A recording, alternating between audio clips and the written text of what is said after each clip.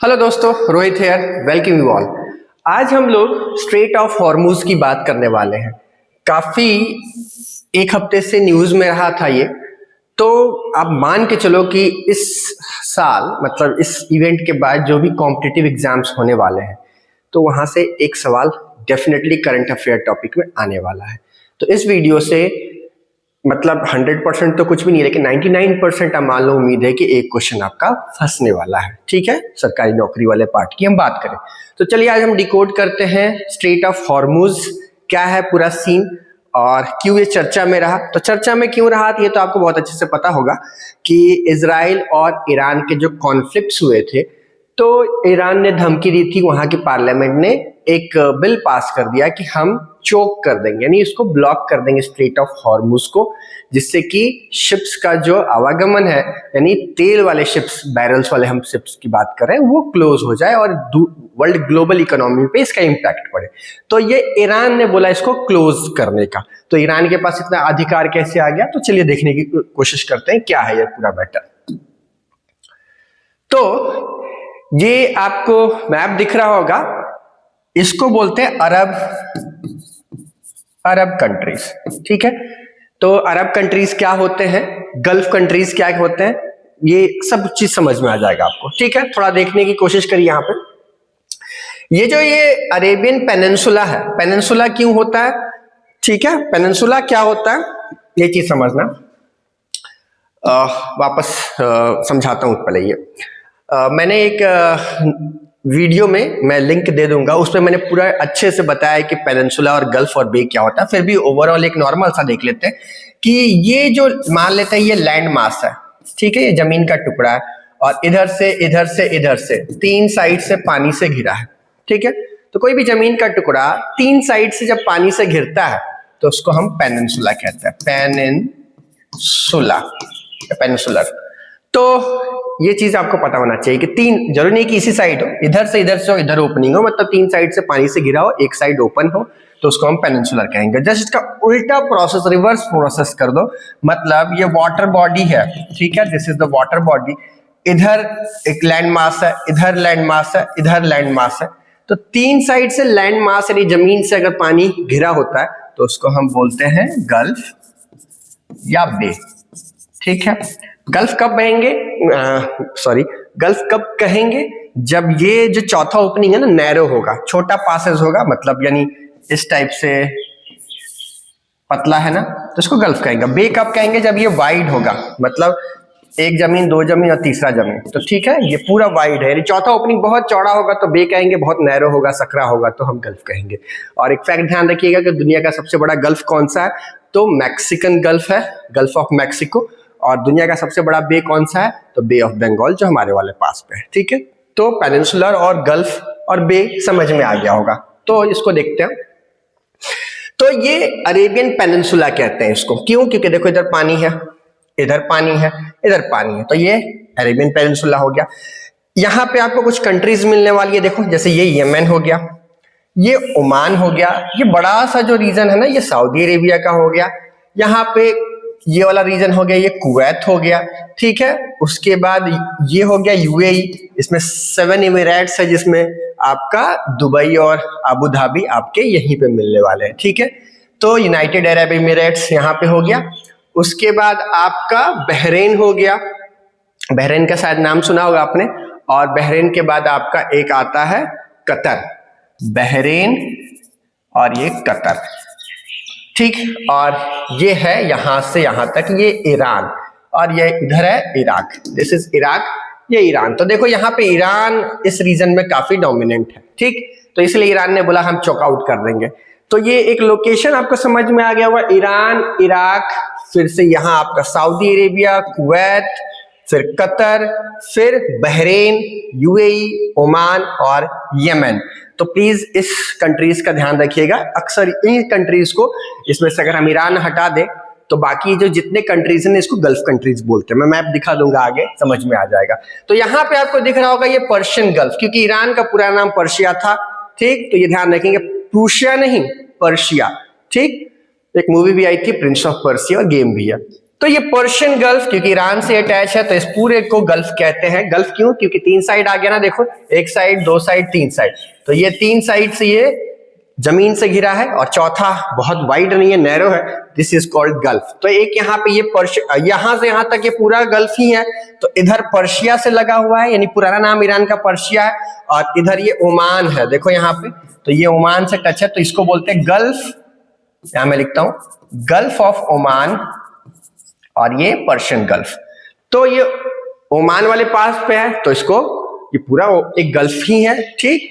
तो ये कहलाता है, यानी ओमान वाले रीजन के पास गल्फ ऑफ ओमान और ईरान वाले रीजन के पास पर्शियन गल्फ, जिसका दूसरा नाम क्या, अरेबियन गल्फ भी है। पर्शियन गल्फ का दूसरा नाम अरेबियन गल्फ भी है, ये ध्यान रखिएगा। और इधर देख लो, यहाँ पे एक और गल्फ है, ये पूरा गल्फ का ही पोर्शन यहाँ चल रहा है, तो यहाँ पे है गल्फ ऑफ एडन, ध्यान रखेंगे, अफ्रीका और यमन के बीच में आता है आपका, अफ्रीका कॉन्टिनेंट इधर से शुरू हो जाता है। और यहाँ पे है ये जो वाटर बॉडी है, इसका नाम है रेड सी, नाम सुना होगा आपने, रेड सी। तो ये वाटर बॉडी रेड सी हो गया। तो एक लोकेशन आपका क्लियर हो गया कि इधर रेड सी है, गल्फ ऑफ एडन है, यहाँ पे गल्फ ऑफ ओमान है, और यहाँ पर्शियन गल्फ। तो गल्फ गल्फ गल्फ ही दिख रहा है, तो इसलिए इन कंट्रीज को गल्फ कहते हैं, गल्फ कंट्रीज, ठीक। तो आगे देखते हैं। तो स्ट्रेट ऑफ हॉर्मुज की हम बात करें तो है कहां पे स्ट्रेट ऑफ हॉर्मुज, पिछले इमेज में और अच्छे से देख लो एक बार। ये जो है ना, ये वाला पोर्शन दिख रहा है, ये है स्ट्रेट। अब स्ट्रेट क्या होता है ये पहले समझ लेते हैं, जो मैंने शुरू में बताया था, तो वहां पे मैं समझा देता हूं वापस से स्ट्रेट क्या होता है। तो स्ट्रेट का मतलब होता है 2 साइड से जमीन है, ठीक है, और इधर बीच में ओशन है, यानी कोई भी वाटर बॉडी 2 साइड से लैंड से लॉक्ड है, लैंड से घिरा हुआ है, और बीच में पानी है जिससे कि शिप्स वगैरह आ जा सके, तो उस रीजन को हम स्ट्रेट कहते हैं। नैरो पैसिंग या पैसिंग ऑफ वाटर बॉडी है, मतलब 2 साइड जमीन होना चाहिए, बीच में पानी होना चाहिए। और जस्ट इसको उल्टा कर देंगे, यानी 2 साइड पानी और बीच में जमीन है, तो उसको दोआब कहते हैं, ठीक है, दोआब, ये ध्यान रखिएगा। तो स्ट्रेट, पानी घिरा हो 2 जमीन से तो स्ट्रेट, और जमीन घिरा हो 2 पानी से तो दोआब। तो यहां पे यही इमेज में आपको दिख रहा होगा, यहां देखो, तो यहाँ पे ये जमीन पूरा ये पार्ट हो गया, इधर जमीन है, तो बीच में ये पासेस है ना, यहाँ पे इससे शिप पास हो रहा है, तो इसलिए इसी जगह को, इसी रीजन को बोला गया स्ट्रेट ऑफ हॉर्मुज। हॉर्मुज जगह है और यहाँ पे स्ट्रेट वाला सिनेरियो आ गया, तो ये बनता है। इसको थोड़ा जूम आउट करके आप देखेंगे तो यहाँ पे समझ में आएगा, this is straight of Hormuz. इधर ईरान वाला आ गया, ईरान का एक बहुत फेमस पोर्ट है बंदर अब्बास, ध्यान रखेंगे, इंपॉर्टेंट है, आ सकता है कि बंदर अब्बास कौन से देश का पोर्ट है, किस सी पोर्ट किस कंट्रीज में लोकेटेड है, तो बंदर अब्बास, और यहाँ पे स्ट्रेट ऑफ हॉर्मुज। तो एक चीज आपको ध्यान रखना है, ध्यान क्या रखना है मैं दिखाता हूं, एक इमेज जिसमें पहले देखो। तो अभी जस्ट मैंने बताया कि ये ओमान से जो लगा हुआ है वो गल्फ ऑफ ओमान हो गया, ठीक है, और ईरान से जो लगा हुआ है पर्शियन गल्फ कहलाता है, या आपका अरेबियन गल्फ कहलाता है, ठीक है, और बीच में ये स्ट्रेट आपको दिख रहा।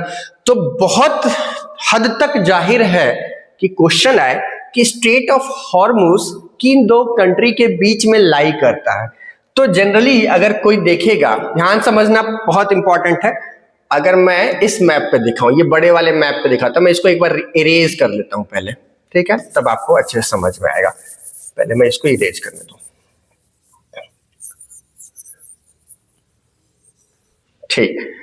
अब देखो जरा, अगर दूर से आप देखोगे जनरली, तो ये तो ईरान हो गया, बहुत बढ़िया, और यहां से देखो ये ओमान हो गया, और यहां देखो यहाँ पे यहां तक है ये, ठीक है, तो यूएई। तो जनरली आपका ऑप्शन में आ जाए ईरान और यूएई के बीच में, यहां तक देखो यूएई दिख रहा है, तो यूएई और ईरान के बीच में स्ट्रेट ऑफ हॉर्मुज है, ईरान या ओमान के बीच में है, या ईरान और आपका सऊदी अरेबिया, कैसे भी ऑप्शन आ सकता है। तो ये बिल्कुल ना समझना कि यहां तक यूएई है, ये वाला पोर्शन यूएई का है और यहां ही तक ओमान है, तो ओमान का है या नहीं है, तो यहां पे आपको समझ में आएगा।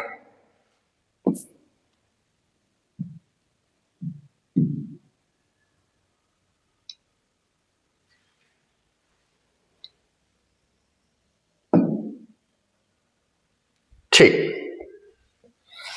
तो यहां पे आपको समझ में आएगा कि ये देखो छोटा सा रीजन, एकदम टिप ऑफ द ये लैंड मास, यानी यूनाइटेड अरब एमिरेट्स यहीं पे खत्म हो जा रहा है, और ये देखो ये देखने में बड़ा लग रहा है जूम करके, बट एकदम जूम आउट करके देखिए छोटा सा एक आइलैंड है, मतलब एक पेनिनसुला है बेसिकली। देखो इधर से पानी है, इधर पानी है, इधर पानी है, तो ये भी एक पेनिनसुला ही है। तो मुसंदम पेनिनसुला है और ये किसके कंट्रोल में है? ओमान के कंट्रोल में है। दिमाग एकदम बत्ती जला के ध्यान रखना, ये ओमान के कंट्रोल में है मुसंदम। ठीक है, मुसंदम का है, ओमान कंट्रोल्ड है, ओमान का यहाँ पे एडमिनिस्ट्रेशन चलता है, ओमान का कंट्रोल है और नाम है इसका मुसंदम। तो मुसंदम और ईरान के बीच में ये स्ट्रेट ऑफ हॉर्मुज आता है और कंट्रोल किसका है, एडमिनिस्ट्रेशन किसका? ओमान। तो ओमान और ईरान इसका करेक्ट आंसर हो जाएगा और ओमान में भी जो नाम है उसका मुसंदम, याद रखिएगा। तो यहीं पे स्ट्रेट ऑफ हॉर्मुज है जहां से ये शिप्स का आवागमन होता है। तो प्लीज इसको एकदम क्लियर कट ध्यान रखना है आपको कि किन दो कंट्रीज के बीच में ये स्ट्रेट लाई करता है। ठीक, तो यहाँ पे भी आपको दिख रहा होगा, यहाँ देखो ये ओमान का रीजन है, ये देखो ये वाला ओमान इस कलर में दिख रहा है ना, तो ये छोटा सा रीजन है ओमान वाला पोर्शन, ये स्काई ब्लू वाला कलर में आ गया। ठीक, तो ये तो हो गया कि लोकेशन क्या है। चर्चा में क्यों रहा? क्योंकि ईरान ने बोला कि मैं इसको चौक कर दूंगा। चौक करने से होगा क्या? तो बहुत क्रूशियल वो है, मतलब सी रूट है। ये गल्फ कंट्रीज ना तेल के लिए फेमस है, आपको बहुत अच्छे से पता है। एक डेटा आप देखो, 17 मिलियन, मैं इधर लिख रहा हूं, 17 मिलियन बैरल, समझ लो पर डे 17 मिलियन, 1 मिलियन में 10 लाख, 17 मिलियन बैरल कैंटर्स या मतलब अमाउंट ऑफ वेट कह लो, ये कच्चा तेल, क्रूड ऑयल यहां से रोज पर डे पास होता है। मतलब यहां पे 20% पूरे अर्थ का ऑयल रिजर्व्स जो है, 20% जो डिमांड है पूरे अर्थ की, वो यहां से इस स्ट्रेट से गुजरता है। तो समझना आप, अगर ये चौक हो जाता या इसको ब्लॉक कर जाता, शिप्स का ट्रांसपोर्टेशन रोक देते, तो ग्लोबल इकोनॉमिक क्राइसिस आता। आप सोचोगे तेल के बढ़ने से क्या क्राइसिस? अरे मेरे बच्चे, तेल के बढ़ने से यानी तेल का रेट बढ़ गया ना, तो हर चीज का रेट बढ़ गया। साग सब्जी, बस का किराया, एरोप्लेन का किराया, हर वो चीज, क्योंकि ट्रांसपोर्टेशन एक जगह से दूसरे जगह अब चीजें जा रही हैं, मूवमेंट हो रहा है, तभी तो हर चीज अवेलेबल है। तो हर चीज के दाम बढ़ेंगे, कपड़ों से लेके, जूते से लेके, खान पान, फास्ट फूड, ट्रैवलिंग, हर चीज का दाम बढ़ता। तो थोड़ा बहुत इंक्रीमेंट आया, लेकिन चीजें हम सीज फायर में है तो नॉर्मल है, तो उतना चिंता की बात नहीं है, लेकिन आगे कुछ भी हो सकता है। तो ये ध्यान रखिएगा कि क्यों खबर में रहा। ठीक, तो अब इसकी कहानी थोड़ा सा जान लेते हैं। क्या हुआ ना, 1959 में क्या हुआ, ये जो ईरान भाई साहब थे, इन्होंने अपने टेरिटोरियल सी को एक्सटेंड किया और बोला कि हम 12 नॉटिकल माइल्स। अब नॉटिकल माइल्स क्या है ये समझो। नॉटिकल माइल्स बेसिकली समुद्र में जो दूरी होती है ना, जैसे जमीन की दूरी को हम लोग किलोमीटर में नापते हैं, तो समुद्र की दूरी को हम लोग नॉटिकल माइल्स में नापते हैं। ये होता कितना है? लगभग 1 नॉटिकल माइल्स इक्वल्स टू 1.88 के आसपास किलोमीटर में होता है। और 1 माइल कितना होता है? Normally 1 miles equal to 1.6 kilometre होता है, यानी ये थोड़ा ज्यादा होता है माइल्स के कंपैरिजन। ठीक है, तो ये 12 नॉटिकल माइल इसने एक्सपैंड कर दिया बेसिकली, जिससे कि हमारा कंट्रोल हो जाए। ये क्या है, ये अगले टॉपिक में बताऊंगा कि एक्सपेंशन, ये 12 नॉटिकल, ये नेशनल रिसोर्स बनाया गया है कि किसी भी देश का अगर किसी भी देश के पास ओशन अगर है उसके पास, ठीक है, तो वो ओशन में उसका कंट्रोल 12 नॉटिकल माइल तक है, नेशनल रिसोर्स रहेगा, वो कुछ भी कर सकता है वहां पे। ठीक, तो 12 नॉटिकल माइल अपना यहाँ पे क्लेम किया। तो ओमान ने भी बोला कि तुम वो करोगे तो हम छोड़ देंगे क्या। तो 1959 ईरान ने कब किया? 1959 में किया। ओमान ने कब किया? 1972 में ये क्लेम किया। तो इस तरह से देखा जाए तो 12 नॉटिकल माइल इसने किया क्लेम की मेरा भी है इस ओशन वाले पार्ट पे, और इसने भी क्लेम किया मेरा भी है। अगर मैं नॉटिकल माइल से किलोमीटर में कन्वर्ट करूं तो लगभग 22 किलोमीटर होता है, यानी 12 nautical mile equals to 22 kilometre. ठीक है, और ये टोटल जो विड्थ है ना, ये स्ट्रेट ऑफ हॉर्मुज का जो टोटल विड्थ है 33 किलोमीटर है। ये ध्यान रखेंगे, 33 किलोमीटर विड्थ है। 22 इसने क्लेम किया, 22 इसने, यानी जब उतना 44 यानी 44 होता तब तो आधा आधा बढ़ता, तो ऑब्वियसली बात है 33 है तो हाफ हाफ इन्होंने अपना बांट लिया। मतलब जितना एरिया होना चाहिए उससे कम है, तो जितना है उसका हाफ हाफ, यानी एक तरह से कहा जाए कि आधा आधा कंट्रोल दोनों देशों ने इस स्टेट के ऊपर ले लिया। तो अपने साइड से काफी नैरो है, 2 शिप्स की इनकमिंग और आउटगोइंग के लिए एकदम लाइन बनी है, सारे शिप्स को उसी में जाना पड़ता है। और यहाँ पे ऑब्वियस सी बात है, इतना ज्यादा रिसोर्स वाला एरिया है तो पायरेट्स भी होते होंगे, तो यहाँ पे लूटपाट वाली घटनाएं भी आपको देखने को मिलती है। तो ये उम्मीद करते हैं यहाँ तक समझ में आ गया होगा कि 1959 में इसने अपना नेशनल रिसोर्स क्लेम किया, 1972 ने इसने अपना नेशनल रिसोर्स क्लेम किया। टोटल जो वाइड विड्थ थी 33 किलोमीटर थी। तो ये चीजें होती है, ये सारे कॉन्फ्लिक्ट्स को दूर करने के लिए फाइनली आप देखोगे ये प्रॉब्लम को दूर करने के लिए 1982 में एक ऑर्गेनाइजेशन बनाया था UNCLOS, united nation convention on law of sea. एक तरह से ये समुद्र के रूल्स है, समुद्र में जो नेविगेशन होगा, मैरीटाइम रूल्स जो होंगे वो इवन CLOS बनाता है, ठीक है। 1982 में फॉर्म हुआ। उसके बाद यहाँ पे ईरान और इन्होंने माना कि जो इसके मेंबर होंगे उन्हीं कंट्रीज को हम आवागमन यानी उनको आने जाने से रोकेंगे नहीं, ठीक है। मजे की बात यह है कि यूएसए आज भी इसका मेंबर नहीं है, लेकिन वहां पे वही चौधरी बना फिरता है कि हम मैनेज करेंगे। पता नहीं क्या है, गुंडा बना है पूरा वर्ल्ड का, कुछ भी होता है बीच में उंगली कर देता है। तो अलग ही लेवल है उसका, ठीक है। वो एक्सेप्शन लेवल पे ही चौधरी बन रहा है, तो उसको छोड़ो। तो ये इसका मेंबर नहीं है। उसके बहुत सारे मिलिट्री बेसेस है इस गल्फ कंट्रीज के रीजन में, जो कोई भी प्रॉब्लम होता है तो खुद ही आ जाता कि हाँ मैं चौधरी हूँ, मैं ठीक करूंगा। तो ये ध्यान रखेंगे, UNCLOS के तहत सारा ये चीज बनाया गया कि कैसे चीजें होंगी और कैसे नहीं होंगी, ठीक। तो उम्मीद करते ये समझ में आ गया होगा। हमारे लिए क्यों इंपॉर्टेंट था ये जो ईरान ने बोला कि हम straight of Hormuz chalk out कर देंगे, तो हमारे लिए इंपॉर्टेंट इसलिए कि हमने ईरान का एक पोर्ट लीज पे ले रखा है जिसका नाम है चाबहार पोर्ट। तो ये ध्यान रखेंगे क्यों, क्योंकि देखो चाइना ने पाकिस्तान का एक ग्वादर पोर्ट ले रखा था, तो हमने भी ईरान का जस्ट पड़ोसी में आपको दिख रहा होगा चाबहार पोर्ट ले लिया। तो हमने चाबहार पोर्ट उसी का बट लीज पे लिया, हमारे मिलिट्री बेसेस और हमारे चीजें यहाँ पे ऑपरेट होंगी, तो टक्कर थोड़ी हम कम देंगे, ठीक। तो ये ध्यान रखना है आपको। आगे देखो, कुछ मेजर सी पोर्ट्स हैं जो आपके एग्जाम में पूछे जाते हैं, तो प्लीज ध्यान रखना चाहिए। बंदर अब्बास ईरान में, जस्ट अभी हमने बात किया। चाबहार ईरान में अभी जस्ट हमने बात किया, ये इंडिया कंट्रोल्ड है। ग्वादर पाकिस्तान में, चाइना कंट्रोल्ड है, ध्यान रखना है। कांडला इंडिया में है, जो कि गुजरात में, इंडिया में कहाँ है, गुजरात में है। और इसका नाम बदल के क्या कर दिया गया है, दीनदयाल उपाध्याय सी पोर्ट कर दिया गया। ये आजादी के बाद बनाया गया था क्योंकि कराची सी पोर्ट पाकिस्तान को चला गया था बंटवारे के बाद। हम्बनटोटा का है, श्रीलंका में, काफी न्यूज में रहता है। और ये नया न्यूज में रहा इस साल, सितवे पोर्ट म्यांमार में है, ठीक। तो इसके ऊपर जरूर वीडियो बनाऊंगा सितवे के ऊपर, तो चैनल को सब्सक्राइब कर लेना जो अपडेट मिस ना हो। तो ये कुछ इंपॉर्टेंट है हमारे पड़ोसियों के सी पोर्ट्स, जो कि अक्सर एग्जाम में पूछे जाते हैं और आपको पता होना चाहिए, ठीक। ये देखो, जैसे मैंने बोला था ना गल्फ कंट्रीज कौन कौन है, तो ये आपके गल्फ कंट्रीज है, सऊदी अरेबिया, ओमान, UAE, यहाँ पे आपका कतर, ये बहरीन, उसके बाद ये कुवैत और ये इराक, ठीक है। तो इराक और ये आपके मतलब ये 7 कंट्रीज आपके गल्फ कंट्रीज कहलाते हैं। हालांकि इन कंट्रीज ने मिलके एक अपना ऑर्गेनाइजेशन भी बनाया है, ठीक है, लेकिन उसमें ध्यान रखना है इराक नहीं है। गल्फ कॉपरेशन का नाम क्या है, GCC, यानी गल्फ कॉपरेशन काउंसिल। जिसे जो ग्रुप तो बनाएंगे ना सेम टाइप के एथनिसिटी या सेम टाइप के कल्चर वाले लोग अपना ग्रुप बनाते हैं जिससे कि स्ट्रॉन्ग पोजीशन होल्ड कर पाए। तो GCC इन्होंने बनाया था, कब बनाया था, 1981 में GCC की स्थापना की गई थी, जिसका हेडक्वार्टर रियाद रखा गया। HQ यानी हेडक्वार्टर था इस GCC का, रियाद सऊदी अरेबिया की कैपिटल।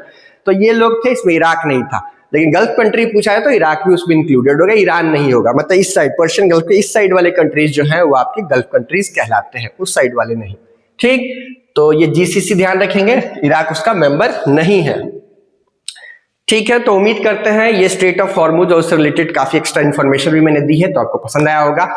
तो आज के लिए इतना ही। Thank you so much, to like, subscribe, thank you.